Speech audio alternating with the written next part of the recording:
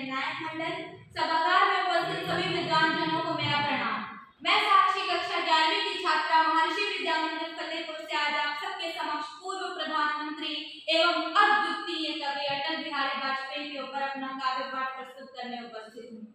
कि वो राजनीति में आए तो शब्द जिम्मेदार हो गए, वो राजनीति में आए तो शब्द जिम्मेदार हो गए, वो सत्ता में बैठे तो संस्कार हथियार हो गए। कि वो राजनीति में आए तो शब्द जिम्मेदार हो गए, वो सत्ता में बैठे तो संस्कार हथियार हो गए। जो विरोध में भी मर्यादा थे और सत्ता में भी संकल्प, कि जो विरोध में भी मर्यादा थे और सत्ता में भी संकल्प, वो अटल बिहारी वाजपेयी थे। जहाँ भाषण भी कविता था और कविता भी राष्ट्रकल्प। कि जो हार कर भी झुके नहीं, जो हार कर भी झुके नहीं, अकेले ही अड़िग रहे, लोकतंत्र की चोटें सहकर लोकतंत्र के प्रहरी बने रहे।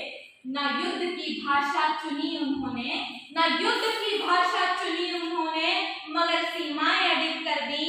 न नफरत का बीज बोया मगर राष्ट्र नीति दृढ़ कर दी। जब विश्व ने आंखें तरेरी, जब विश्व ने आंखें तरेरी, तो पोखरण में भारत बोला, शांति हमारी संस्कृति है मगर कमजोरी हमारा रास्ता नहीं।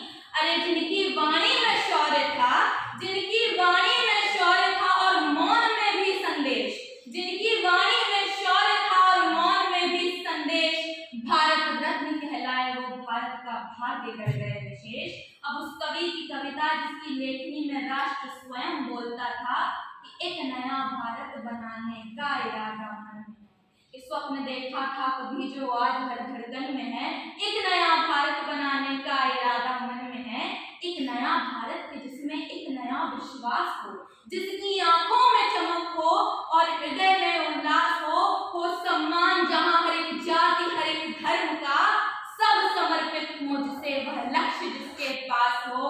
एक नया अभिमान सा अब तो यहाँ जन जन में है, एक नया भारत बनाने का इरादा मन में है। कि बढ़ रहे हैं हम प्रगति की ओर जिस रफ्तार से, कर रहा हमको नमन यह विश्व भी उस पार से।